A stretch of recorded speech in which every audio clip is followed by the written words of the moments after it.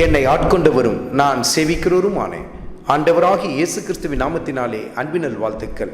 கிறிஸ்து இயேசுவுக்குள் மிகவும் பிரியமான அன்பு சகோதர சகோதரிகளே, நீதிமொழிகளின் புத்தகத்தில் 15வது அதிகாரத்தில் 19வது வசனத்தின் முதல் பகுதியை குறித்து கொண்டு தியானித்து பாருங்கள். சோம்பேறியின் வழி முள்வேலிக்கு சமானம் என்று சொல்லி எழுதப்பட்டிருக்கிறதை நீங்கள் பார்க்க முடியும். சோம்பேறி கடந்து போகிற பாதை எப்படிப்பட்டதாக காணப்படுமா? முள்வேலிக்கு சமானமா? ஒரு முள்வேலி இருக்குதுன்னா அதை தாண்டி போக முடியுமா? தாண்டி போகணும்னு நினச்சா என்ன ஆகும்?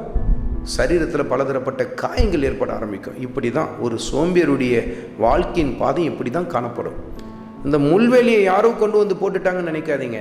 அது யாரால் ஏற்பட்டது தெரியுமா? வசனத்தை குறித்து கொண்டு தியானித்து பாருங்கள். நீதிமொழிகளின் புத்தகத்தில் 24வது அதிகாரத்தில் 30 மற்றும் 31வது வசனத்தை குறித்து கொண்டு தியானித்து பாருங்கள். சோம்பேறியின் வயலை நான் கடந்து போனேன், அது முழுவதும் எப்படியாய் காணப்பட்டது? முற்கள் நிறைந்து காணப்பட்டது, காஞ்சொரி அங்கே மூடிக்கொண்டிருந்தது, மதில் சுவர் இடிந்து போயிருந்தது என்று சொல்லி எழுதப்பட்டிருக்கிறதை நீங்கள் பார்க்க முடியும். சோம்பேறித்தனமான வாழ்க்கையினால அவன் வாழ்க்கையை எப்படி மாறிவிட்டது? முள்வேலிக்கு ஒத்ததாய் மாறிவிட்டது. பாருங்க, இன்றைக்கு சில பேரை நம்ம பார்க்க முடியும் இல்லையா? அதிகப்படியான சோம்பேறித்தனம். தூங்குவாங்க, அப்படி தூங்குவாங்க. 10 மணி நேரம் 12 மணி நேரம் தூங்குவாங்க. காலையில் சரியாக எழுந்திருக்கிறதில்ல. 7 மணி 8 மணிக்கு மேலே தான் சில பேர் எழுந்திருப்பாங்க. இதுதான் சோம்பேறித்தனமான ஒரு வாழ்க்கை. எல்லா காரியத்திலும் சோம்பல் காணப்படும். அருமையான மகனே, அருமையான மகளே, இப்படி சோம்பல் நிறைந்த ஒரு வாழ்க்கை நீ வாழ்ந்து கொண்டிருக்கிறாயா?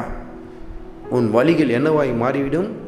முள்வேலிக்கு ஒத்ததாய் மாறிவிடும் என்று சொல்லி கர்த்தருடைய ஆவியானவர் சுட்டி காட்டுகிறார். உன் வாழ்க்கையின் எதிர்காலத்தை, உன் குடும்பத்தின் எதிர்காலத்தை நீயே சீர்குலைத்து கொண்டிருக்கிறேன்னு சொல்லி கர்த்தருடைய ஆவியானவர் சுட்டி காட்டுகிறார். சோம்பல் நிறைந்த வாழ்க்கையை விட்டுவிடுங்கள், சுறுசுறுப்பாக இருங்க. கர்த்தர் அதை தான் நம்மள்ட்ட எதிர்பார்க்கிறார். நல்லா சுறுசுறுப்பாக வேலை செய்யணும். உங்கள் குடும்பத்துக்கான காரியத்தை நீங்கள் முன்னின்று நடத்தணும். சோம்பல் நிறைந்த ஒரு வாழ்க்கையை ஒரு குடும்ப தலைவனும் குடும்ப தலைவியும் வாழ ஆரம்பிப்பார்கள் என்று சொன்னால் அந்த குடும்பத்தில் முற்களுக்கும் கற்களுக்கும் பஞ்சமே இருக்காது. பாருங்கள், அது அநேகரை காயப்படுத்தி கொண்டிருக்கும். பாருங்கள், அருமையான மகனே, அருமையான மகளே, சோம்பலை விட்டுவிடு. விடியற்காலத்திலிருந்து ஆண்டவர் இயேசு கிறிஸ்துவின் பாதத்தை தேட ஆரம்பி. வேதத்தை வாசி. நல்ல சுறுசுறுப்பாய் கர்த்தர் உனக்கு கொடுத்த காரியங்களில் நாம் செய்ய ஆரம்பி.